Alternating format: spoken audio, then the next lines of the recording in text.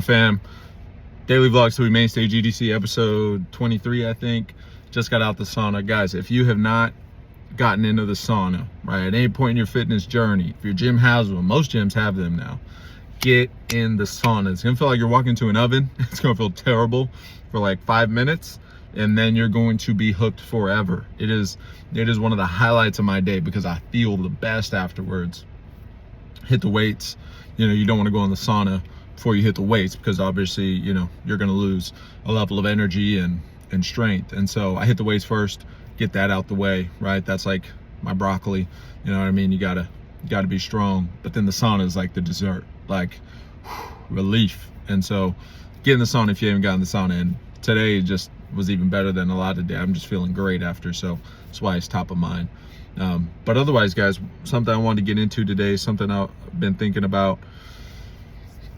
I've talked about it before a little bit in spurts, but not on this daily vlog series, and it's never being a starving artist. And hopefully this is helpful or useful to anybody building anything, music or otherwise. I never wanted to be a starving artist, and obviously the idea of the starve, well, maybe not obviously, maybe you haven't heard of it. It's a cliche. Basically the idea is that, music, the more romantic an industry or a business is, a market is, the harder it is to make money. Right, and music is maybe the most romantic industry in the world, right? You might put Hollywood making movies up there, right? You might put, I don't know, modeling, right? But it's cool, right? It's romantic, it's exciting, and it's the least profitable, right? And that's just a universal truth of business. And I've heard this from Scott Galloway and just different, mentors in my life that I've listened to. Scott's not necessarily a mentor, but someone, he talks about this idea in depth. Because the other end of the spectrum is the more boring something is, the more money you make, right? So like accounting, as boring as it gets, but it is one of the most secure, high-paying industries in the world, because the only things that are certain in this life, another cliche, death and taxes, right? So, that's the spectrum. And the idea of the starving artist is that if you're pursuing something in music, you're gonna be broke for a long, long, long time, maybe forever.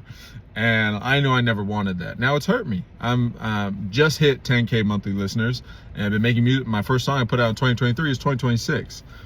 Had I burned the boats and quit the job and closed my other businesses and, just real estate and investing and all these things, threw it out the window, 100% on music, sleep in my car, would I have 100K monthly listeners? Would I have 1 million monthly listeners? Would I be making more than $20 a week on music? Would I be making maybe even enough to get by? Maybe not. I would certainly be further ahead, no doubt about it, right? Because all that investment that I put in other things for financial gain would obviously propel music.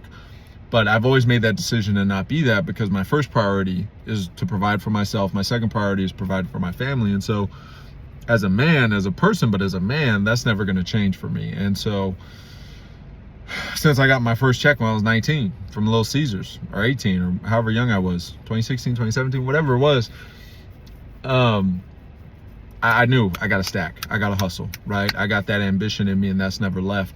And the core of that is freedom, right? Building wealth to be free so I can do whatever I want. So that's always my main mission. And today I have real estate, I have investments, I have a full-time career that I continue to elevate in, and then I have music.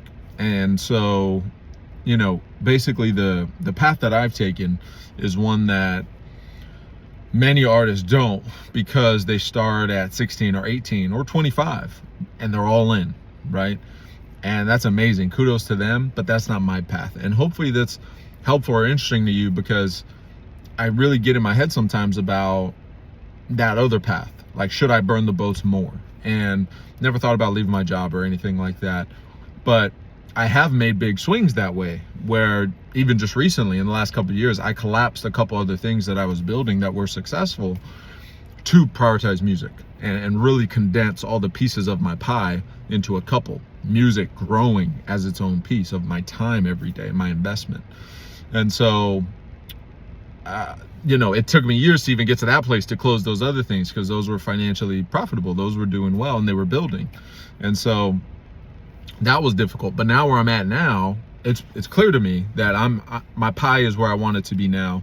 And then as music produces more, then I can continue to condense the other pieces, which will probably be in the next, 3 to 5 years, right? I don't see myself leaving my job.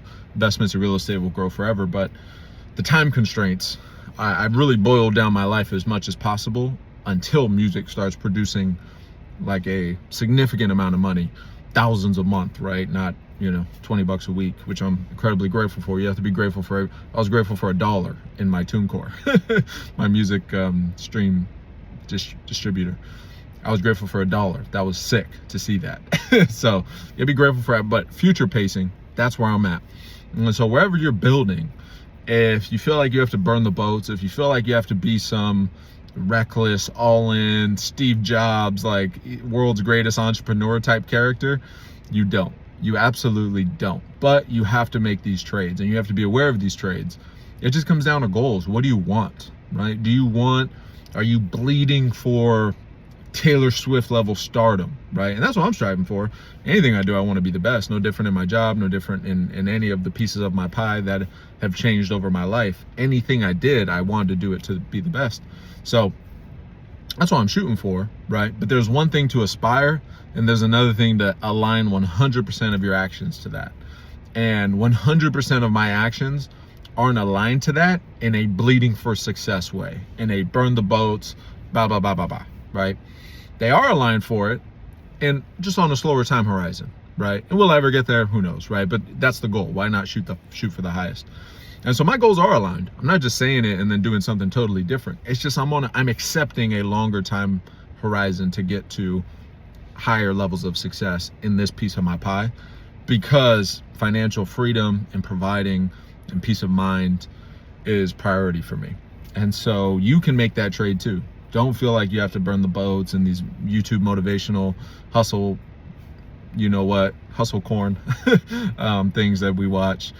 Don't think that that's the only way, because there's just so much opportunity now. You can have multiple pieces of your pie. And that's why I love LaRussell. I talk about him so much. He has multiple pieces of his pie, and he worked multiple jobs. He had a great aerospace job. I mean, he had a great career, and he worked it. And at some point he quit, and he dove into music, and he did quit, in a I'm all in kind of way, because he was burnt out at his job.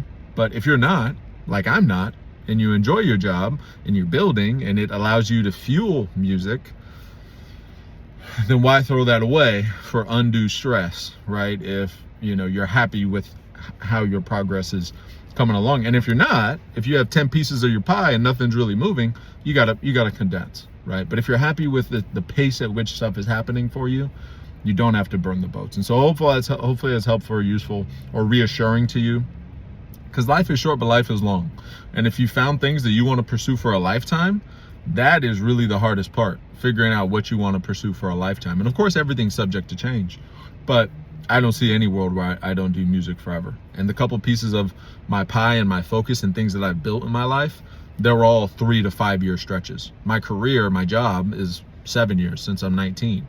So, the hardest part is finding something that you want to do for the long term. Once you find that, then life is long, right? Of course you want to race to your goals, and we all want things to happen as quick as possible, but not in a reckless way. There's no rush. The only rush is in our head, right? And we get into all these thought processes around, well, I'm this age, and I can't do it because of this, and it's too late, or it's too early, or it's too long, or it's too short. Just limiting beliefs. Life is long. I have like 80 songs out. I'm gonna put out 8,000 songs, God willing, before I die. Like, seriously, like I'm probably gonna have 8,000 songs. So, and in 10 years, Spotify won't be a thing. It'll be another app, and then holograms, and then AI, and then my songs are gonna download in your brain. Like, whatever the game is, I'm gonna play it. And God willing, who knows how life shakes up, but as I sit now, I'm gonna make music till I die. The month I die, I probably will have put out a new song. So like, life is long. Why am I stressed? Why are you stressed? Impatient with our actions. Every day, there's not enough time in the day. I'm squeezing the juice out of life. But on the long time, on the macro, I'm patient. It's all God's timing. And that's not, I'm here with a broken leg and God's gonna heal me, right? I hate that, because the micro has to be aggressive. You know what I mean? I shouldn't say that, but intense action. But when you have that, in the macro, you can be patient about the results because you know you're iterating.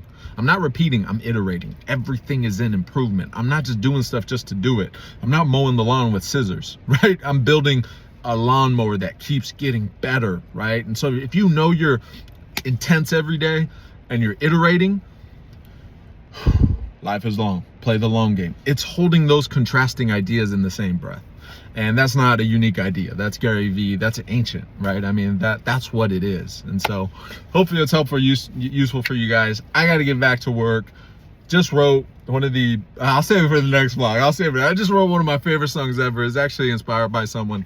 Shout out to her. Maybe I'll shout her out in the next one, talk more about it. No, shout out Kate, one of my Patreon base bunnies, one of my day ones. Shout out Kate. She inspired it, gave me the theme, gave me the idea, gave me the genre, and it's fire. Talk more about it in the next one. See you guys. Love you guys.